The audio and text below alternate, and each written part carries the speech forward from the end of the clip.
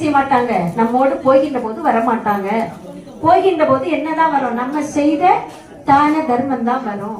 அதுவும் அவரவர்கள் என்ன செய்யணும்? மனம் கொடுத்து நின்றாதான் அழியாத தர்மீக வாழ்வு கிடைக்கும். ஏன்னா கூட்டத்தோடு இருக்கிற போது, உறவுகளோடு இருக்கிற போது இதை பற்றி நம்ம என்ன செய்ய மாட்டோம், சிந்திக்க மாட்டோம். தொட்டாரற்று கேட்பாரற்று ஒரு வார்த்தைக்கு பதில் சொல்லாத ஒரு நிலையில இருக்கிற போது சிந்திப்போம். நம்ம எதுக்கு இருக்கிறோம்? செத்துற வேண்டியதான். செத்தப்புற எங்க போகும் தெரியாது, சொல்றோம் இல்லையா? அது தாய் பச்சை குழந்தையில இருக்கிற போது இந்த வயசுல எல்லாம் என்ன செய்வா? இது என்னம்மாங்கும், இந்த அம்மாக்கா கரும்பு, என்னத்துக்கு இது நல்லா இனிக்கும், சுவையா இருக்கும். கொஞ்சம் கழிச்சு மறுபடியும் கேட்பா, அம்மா இது என்னது? அந்த அம்மா சலிக்கவே மாட்டா, கரும்பு.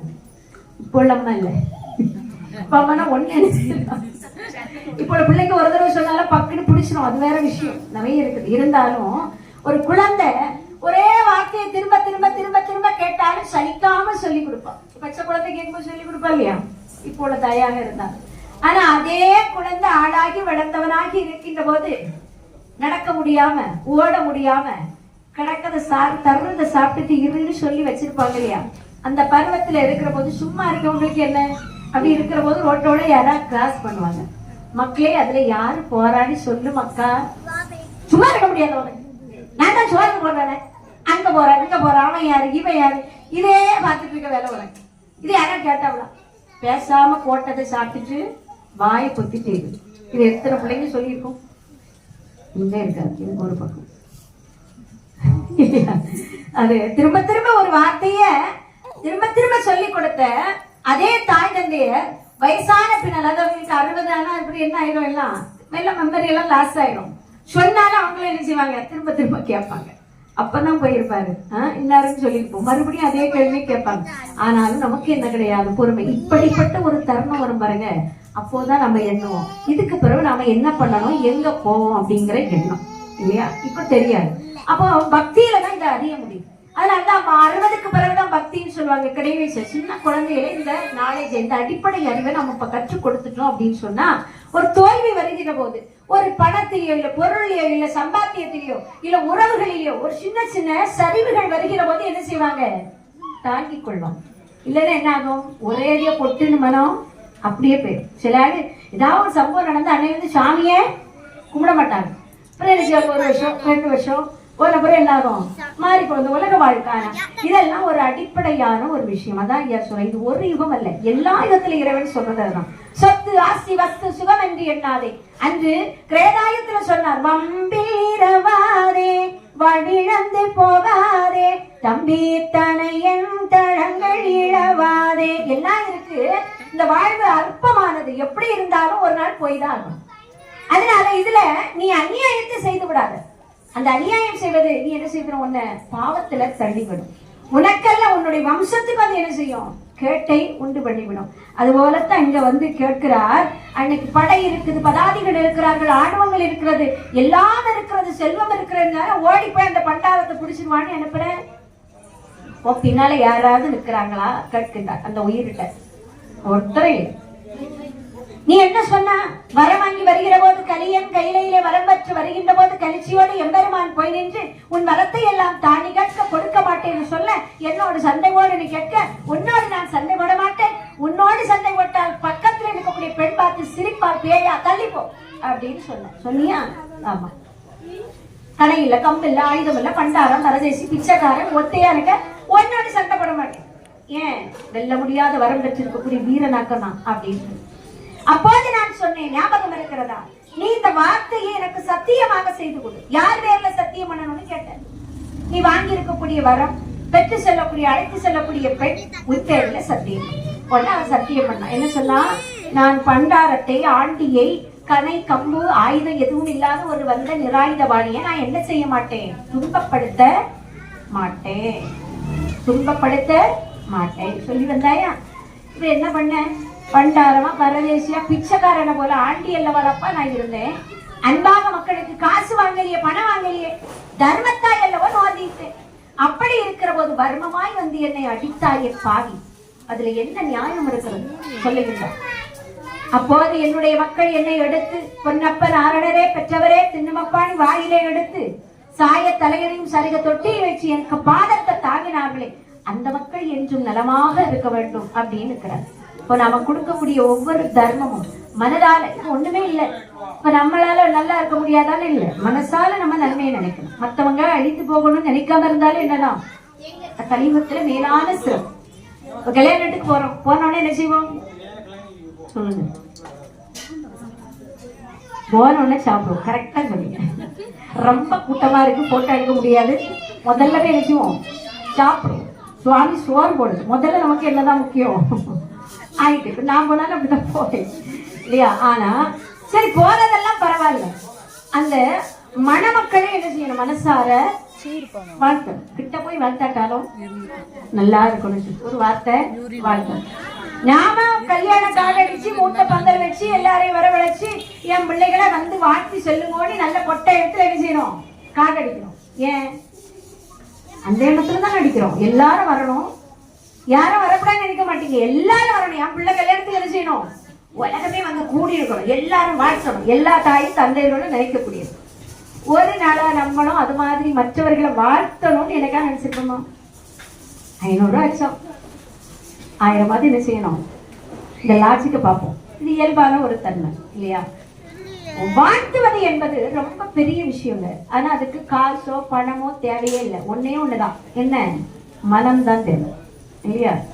நம்ம நல்லா இருக்குன்னு சொன்னா வாழ்ந்துருவானு நினைச்சிருக்காது, நினைக்காம நல்லா இருக்கணும்னு மனசார வாழ்த்தினாலே பெரிய தர்மம். அந்த வாழ்த்துதெல்லாம் இல்ல, அதுக்காண்டி தர்மம் தர்மம்னு சொல்றாங்களே. தர்மம்னா என்ன? தர்மம்னா நன்மை. தர்மம்னா என்ன?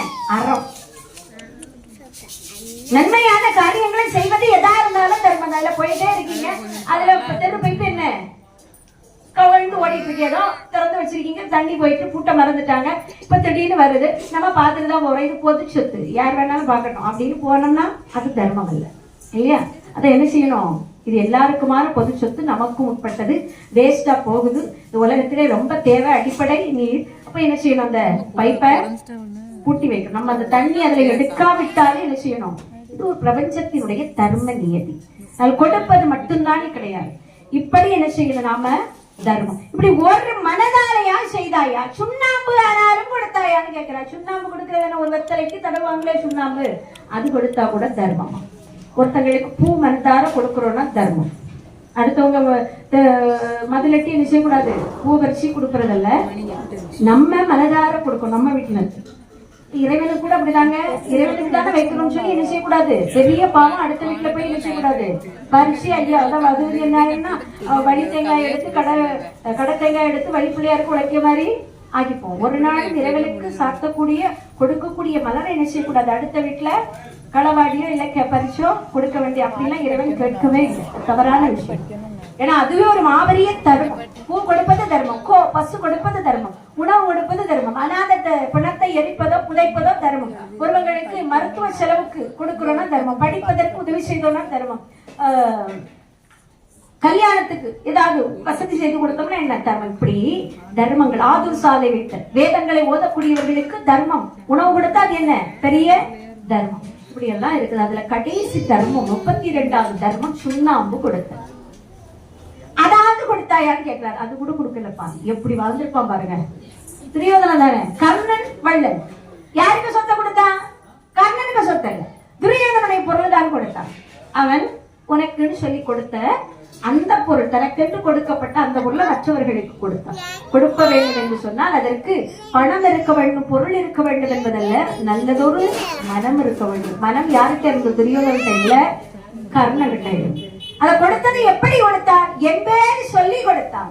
நான் கொடுக்கல, இது இறைவன் எனக்கு தந்திருக்கிறான், அவன் பெயரால எனக்கு கொடுக்கிறதுக்கு ஒரு வாய்ப்பை தந்திருக்கிறான்னு கொடுத்தான். அதனாலதான் அவனுக்கு மோட்சம் கொடுக்கப்பட்டதுன்னு அகிலம் சொல்லப்படும். இதெல்லாம் தர்மம் இருக்கு. ஏதாவது செய்தாயான்னு கேட்டார். ஒண்ணும் சொல்லல. பாவி, நீ சொன்ன சத்திய மீறி நடந்ததுனால இப்போது என்ன? போய் நரகத்துல வேண்டும் தான் சொன்னான்.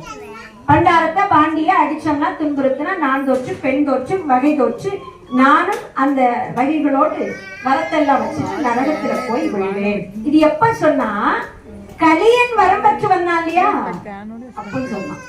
அதுக்கப்புறம் எத்தனை பிறகு இந்த பூமியில அவனுடைய கொட்டி பிதிர் வழியா வந்துட்டான். ஆனா அவன் சொன்ன அந்த வாக்கு என்ன வாக்கு? சத்திய வாக்கு. அது எங்க வந்து நிக்குது? ஜென்மம் கழிஞ்சு அவன்கிட்ட நடுத்தீர்ப்பு கட்டுற போது வந்து நிற்கு. இதுதான் ஐயா சொல்லுவார், சத்தியத்தை தான் மறந்து மத்திவத்தை செய்யாதே, மத்திவத்தை செய்தாயானால் மனநாகம் தீண்டிவிடும், தரணியது அழிந்தாலும் சத்தியம் தான் அழியாதப்பா. உலகமே அழிஞ்சால் எல்லாம் புதுப்பிச்சு மாறுதல் அடையும். ஆனா சத்தியம் என்ன செய்யாது? அழியாது. அவன் அன்னை கொடுத்த வாக்கு அவனுக்கே வந்து விரையா நிற்குது. இப்படித்தான் ஐயா கலி அழிக்கிறார். அப்போ அவர் உங்ககிட்ட இருக்க கலிய மாயத்தாலேயோ மந்திரத்தாலேயோ ஆயுதத்தாலேயோ என்ன செய்யல? இந்த கலியுகத்தை ஐயா அழிக்கல. அவரவர்கள் இதுக்குள்ள இருக்கக்கூடிய அந்த மாயம் என்று சொல்லக்கூடிய மாய கலியை தன்னம் தன்னாலே என்ன செய்யணும்? போக்கணும். அதுதான் ஐயா ஒரே வார்த்தை சொன்னார், மானமாக வாழ்ந்தாலே மாளும் கலி தன்னால். அவரவருடைய இடம், அவருடைய எல்கையது, அந்த நிலையிலே நாம வாழ்ந்தாலே போதும். கலி என்ன செய்யறோம்? நம்மை விட்டு அகன்று. ஒரு பானையில ஒண்ணும் இல்ல, தண்ணியை நம்ம வித்துறோம். அப்போ உள்ள இருந்து எது வெளியே போகும்? ஒரு பானையில ஒண்ணுமே இல்ல, வெற்று பானை ஒண்ணு இருக்கு, மண்பானை. அதுக்குள்ள தண்ணி ஊத்துறீங்க, காற்று போகுமா? அப்படியா சொன்னாங்க. உண்மையில நமக்குள்ளே தெரியாது, நமக்குள்ள மாயம் இருக்காது. நம்ம பேசிக்குவோம் நல்லாதான். திடீர்னு ஒருத்தவர் அசுரன் என்ன செய்வான்? உள்ள இருந்து எழும்புவான். திடீர்னு என்ன செய்வா? நன்மையானவே இருந்திருப்பான். இப்போ நன்மையும் தீமையும் யாருக்குள்ளதான் இருக்குது?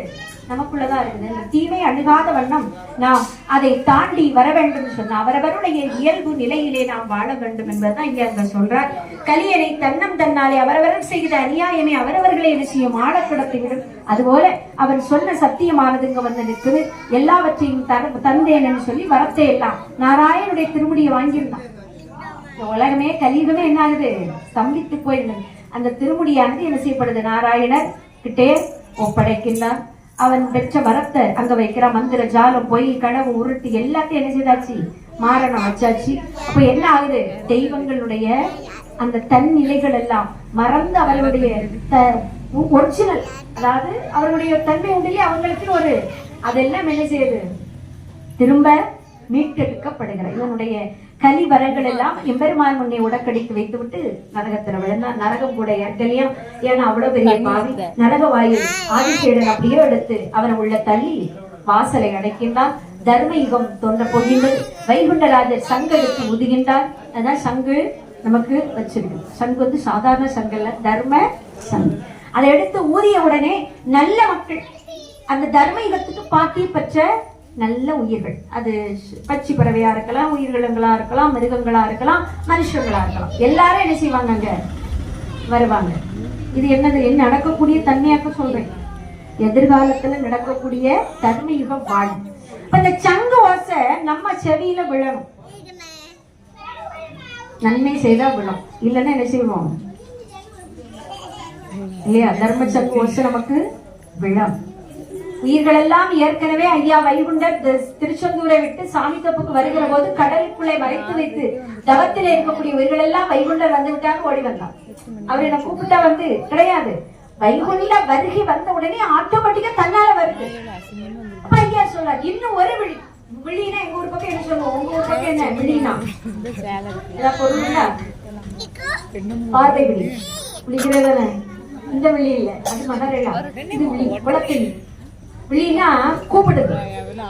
இங்க வா, அவனை விழி அப்படின்னு சொல்லுவாங்க. மலையாள வார்த்தை நிறைய 22 மலையாள வார்த்தைகள் கலந்துதான் வரும். அப்ப ஐயா சொல்ல ஒரு விழி பொறுக்கும். நான் இன்னும் ஒருக்கா சத்தம் போட்டு அழைப்போம்பா, அது வரைக்கும் பொறுப்போம். அப்ப அதுக்கு நாராயணுடைய வருகையை எதிர்பார்த்து காத்துக்கொண்டே இருக்கிறது நல்ல உயிர்கள் எல்லாம். அவையெல்லாம் என்ன செய்ய செஞ்சதுன்னு வந்துடும். நம்ம என்ன செய்யணும்? வரணும். அதுக்கு என்ன செய்யணும்? பிராட்சித்த படம். அதான் அந்த ஐலத்தின் மூலமா நமக்கு என்ன செய்திருக்க இருக்கார் ஐயா அறிவுறுத்தி. கண்டிப்பா நமக்கு என்ன செய்யும்? இப்ப இல்லைனாலும் கொஞ்ச நாள் கழிச்சுனாலும் பட்டுரும். அடுத்துதான் கண்டிப்பாக நம்ம தர்ம வாழ் என்ன கிடைக்கும்? அதுல ஒரு நம்பிக்கையோடு இருக்கு. அது வேணும்னு பிரயாசிக்கப்பட்டாதான் நம்முடைய வாழ்வில் நம்ம என்ன செய்வோம்? ஒரு மற்றவர்களுக்கு இடையூறு இல்லாமல் வாழ்ந்து கொள்ளக்கூடிய நல்ல மனம் நமக்கு கண்டிப்பா வரும். பயம் வேணும், மனசுல என்ன வேணும்? அதாவது நமக்கு பக்தி செய்யறோம், ஆனா என்ன இல்ல? பயம் இல்லை, இல்லையா? அதுதான் பய பக்தி அப்படின்னு சொல்லுவாரு. பக்தி மறவாமல் பதறாமல் நீ இருந்தால் புத்தி சொல்ல நான் வருவேன். புலம்புவேன் என் மகனே சொன்னார். அந்த பக்தியோடு நமக்கு என்ன வேணும்? அப்பட்ட கொஞ்சம் நெஞ்சு பயமும் வேணும். அப்பனாக இருந்தாலும் என்ன செய்வாரு? நியாயத்துல இல்லைன்னா தண்டிப்பார் அப்படிங்கிறத பிள்ளைகளுக்கு சொல்லிக்கொண்டே இருக்கணும். மக்கா நீ எங்க இருந்து என்ன பண்ணாலும் யார் பார்த்துக்கிட்டு இருக்கா? ஐயா பார்த்து கொண்டு இருக்கா. இதை நம்ம சொல்ல மறந்துடும்.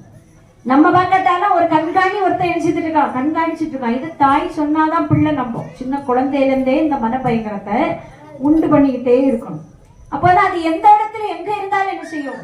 தவறு செய்யாது. செய்யாதபடிக்கு மனசுக்குள்ள அந்த இறைவன் வந்து நிற்பார். இது கண்டிப்பா இது தகப்பனுக்கு கூட பொறுப்பு இல்லை. ஒரு தாய்க்கு சின்ன குழந்தையில இருந்தே என்ன செய்யணும்? சொல்லிக்கொண்டே இருக்கணும். அதுபோல இங்கே எம்பெருமான் தர்ம சங்கு எடுத்து ஊதுகின்ற போது நமக்கு காதுல விழும். நம்ம எல்லாம் என்ன செய்யணும்? அங்க போகணும். அவருக்கு உகந்ததை என்ன செய்வாராம்? பெரும்பெடுத்து தட்டி எழுப்புவாராம்.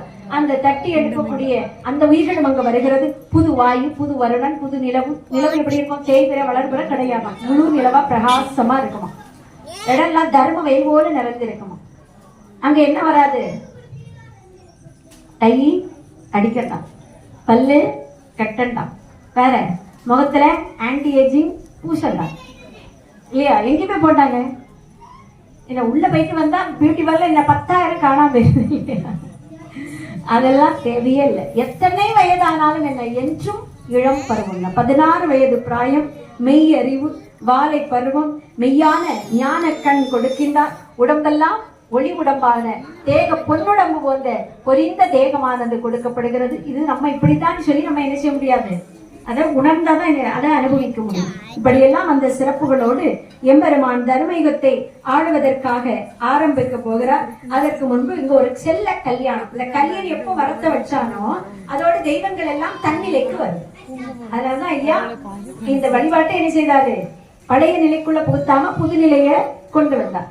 இப்போ எல்லாருக்கும் ஒரு மங்களம். அதனுடைய வைகுண்டமான வாய்த்த திருநாதனுக்கு சீதை மங்கிமார்கள் தெய்வ கன்னியரை நாராயணருக்கும் மன்னர் அவருக்கும் மாலையுடன் புரிந்து பொன்னம்பலர்க்கும் பெரிய பொருளுக்கும் தன்னம்பெரிய சதா பிரம்மனுக்கும் நாதன்மார்க்கெல்லாம் மாதவர்களுக்கும் வாய்த்த தேவாதிக்கும் மாதவனான அரிகேசவனுக்கும் இப்படி மங்களம். அப்போ அந்த மங்களம் புரியக்கூடிய இடத்துல அவங்கவுங்க நாயகனோடு சேர்ந்து இருக்கிறாங்க.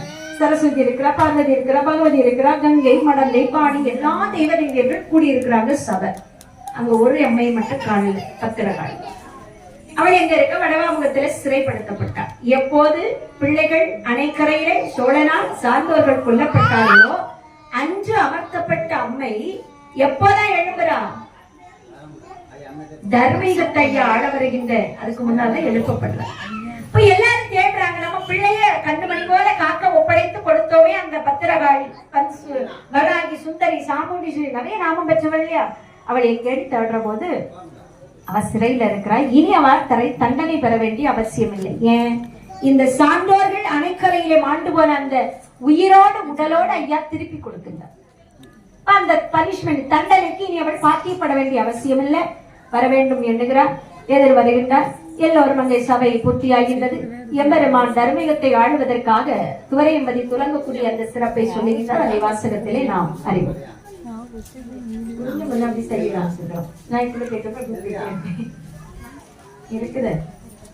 வைகுண்டநாதருக்கும் வாழ்மடந்தை மாதருக்கும் கை கண்ட நல்ல கல்யாணமும் முகித்து